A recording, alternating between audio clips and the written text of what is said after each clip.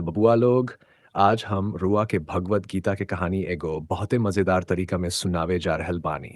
अगर पसंद आ जाओ तो चैनल के सब्सक्राइब करी आ वीडियो के लाइक जरूर करी।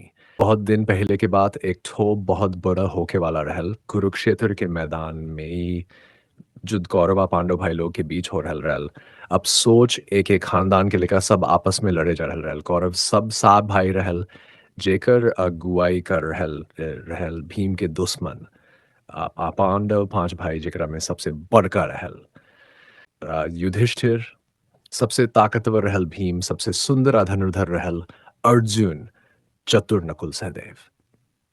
अब युद्ध से पहले सब फौज लाइन में लग गए। एक तरफ कौरव के सेना बड़का बड़का राजा भीष्म द्रोणाचार्य कर्ण आ दूसरे तरफ पांडव लोग, लेकिन उनका लगे भगवान श्री कृष्ण रहलन जे अर्जुन के सारथी बन के मैदान में अले। जब आपन सेना दूसरे सेना देखलन तब उनका मन में उलझन हो गए। अर्जुन, हे केशव, ई सब तो आपन है बाबा लोग, भाई गुरुजन मामा चाचा ऐसन लोगन से युद्ध करे के का फायदा। हम नहीं लड़ब।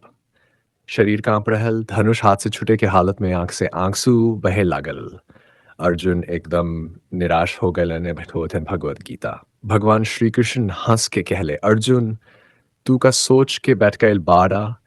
अब नाती समय कमजोर बन के बैठे के बा, ना ही मुंह में फांसे के बा। तू अपन धर्म भूले जीबू। पूछलन, धर्म के मतलब का? लड़ाई में अपनों के मारे के धर्म हो सकते है का? देख अर्जुन, युद्ध तब टल ही नहीं खे, लेकिन तहरा लड़ाई के कारण मोह में ना धर्म में होके के चाहिए। ए दुनिया में कुछ भी सदा ना टिके, ना शरीर ना मन ना दुख ना सुख। आत्मा हमके मारीबू, ई देह तो एक कपड़ा के तरह है, पुरान होखेला तब बदल जाएला। अर्जुन थोड़ा शांत होके पूछे लगलन, तब मतलब हम मारे के पाप ना होई? अगर तू अपन फर्ज निभाव तो पाप ना होई। धर्म के राह पर चले वाला के मोह लोभ क्रोध छोड़ देवे के चाहिए। जीत हार सुख दुख लाभ हानि सब सम समझ के काम करे के चाहिए।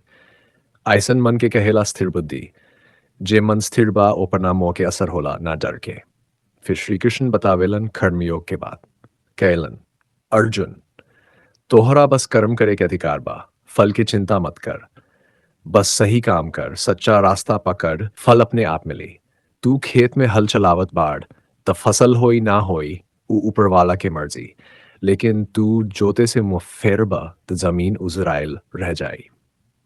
अर्जुन के मन अब धीरे धीरे साफ होके लागल। तब भगवान श्री कृष्ण अपना सच्चा रूप विराट रूप देखले।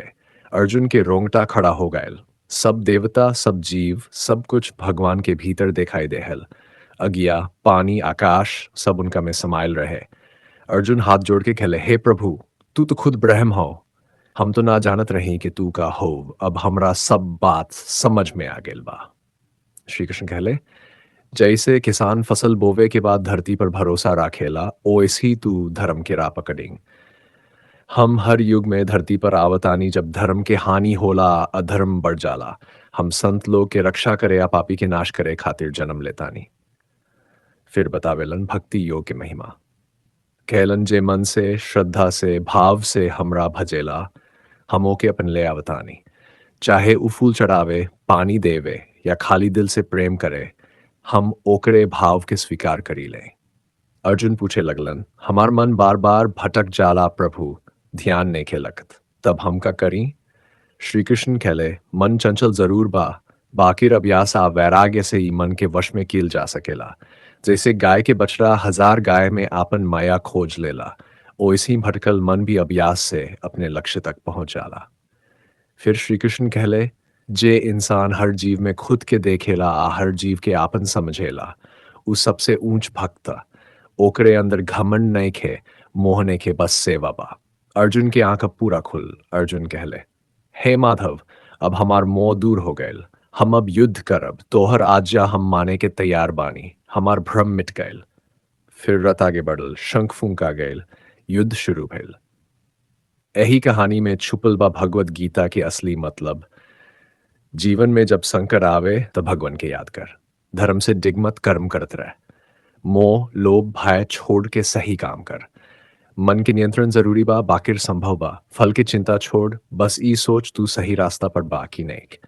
गांव के भाषा में कहल जाओ त भगवत गीता खेले बाबू डर मत काम करत रह भगवान सब देखत बारन जवन होई भलाई खातिर होई। टा, फल के फिकिर छोड़ गीता कहले तू खाली आपन काम कर फल के टेंशन भगवान पर छोड़ दे मतलब खेत में बुआई कर गोड़ाई कर पानी दे बाकिर फसल होई ना होई उत त ऊपर वाला के मर्जी। काम त ईमानदारी से कर फल के मोह में ना पड़। जवन हो गयल ऊ बढ़िया भयल जवन हो रहल ऊ श्री कृष्ण कहले चिंता मत कर सब कुछ समय के खेल। मतलब भैंस मर गई तका अब त नया बचिया सोच रोए से भैंस वापस ना आए। हंसी ठिठोली करके अगला के सोच। आत्मा के ना गोली लागे ना छुरी ना आगी जरे ना पानी बहावे। आत्मा अमर बा देह त बस कपड़ा। मतलब शरीर तो बुढ़ा के गिर जाला बाकी आत्मा के कुछ ना होई। जिसे पुरान धोती छोड़ के नया पहन लेत बानी ओसी आत्मा भी नया शरीर धर लेवेले। मन बड़ा गड़बड़ चीज आ। गीता कहले मन के लगाम कसले ना तू तोह के घोड़ा बना के हाँ के लग जाए। मतलब मन कहे चल भाई आज आराम कर कल से मेहनत। अरे जबले मन के हंटर ना मारब तबले ई ससुरा सुधरी ना। जवन काम करे वह भगवान के प्यारा। श्री कृष्ण कहले भक्ति खाली मंदिर में घंटा बजाए से ना होला काम में सच्चाई रख। मतलब रोज भगवान के फूल चढ़ावे से बढ़िया बा के बा कि चाची के डेला गिर गिल गिल बता उठा दे गाय के चारा डाल बुजुर्ग के राम राम कर एहू से भगवान खुश हो जाले। 6 मोह माया छोड़ दद बाकिर जिम्मेदारी ना। अर्जुन खेल हमका अपनों से जुद्ध करी। अरे बेटा ई मोह तो तोह के चूहे बना देहलस। मतलब जवन सच्चा बा ओके धर्म से कर चाहे अपनों खिलाफे काहे ना होके अन्याय के सपोर्ट मत कर। मत यार सच्चा भक्त ओहे जे हर जीव में भगवान देखे। गीता में भगवान कहले जे कुत्ता गाय बामन चमार सबके एक समान देखेला ओहे जानी है आदमी के ना देख ओ करम देख। चाहे गरीब होके या अमीर सब में भगवान बसले बार्डन। अभ्यास से सब हो जाला मन कहे मोबाइल देख दिमाग कहे किताब पढ़ श्री कृष्ण कहले जवन चीज रोज करे उहे आदत बन जाला।